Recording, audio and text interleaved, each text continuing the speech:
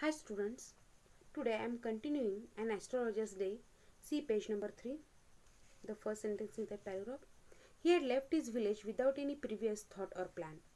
He means astrologer left his village without any planning. म्हणजेच ज्योतिषाने कोणताही निश्चित विचार न करता तो आपले गाव सोडून आला होता. The second sentence in that paragraph.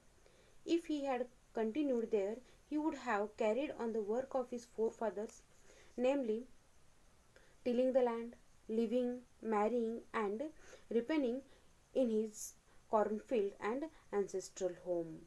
Means, what is the meaning of this sentence? If astrologer lived in his village, he would work in his farm, get marrying, and work in his cornfield, and he will become ripe means old in that farm. म्हणजेच पहा, जर तो तेथेच राहिला असता तर त्यांच्या पूर्वजांचा कामधंदा करीत राहिला असता, म्हणजे शेती, घर, लग्न आणि मक्याच्या शेतात जुन्या वडिलोपार्जित घरात आयुष्य काढीत म्हातारा झाला असता. See the next sentence. But that was not to be, but that life he not wanted to live. पण तसे व्हायचे नव्हते, म्हणजेच त्याला त्याच्या पूर्वजांसारखा उद्योगधंदा किंवा एक व्यवसाय करायचा नव्हता. See the next sentence.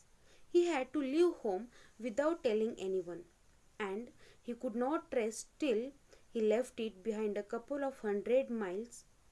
म्हणजेच पहा या ठिकाणी, he don't want to live his life like his ancestors, so he left the home without informing anyone, and he not stopped up to come couple of 100 miles.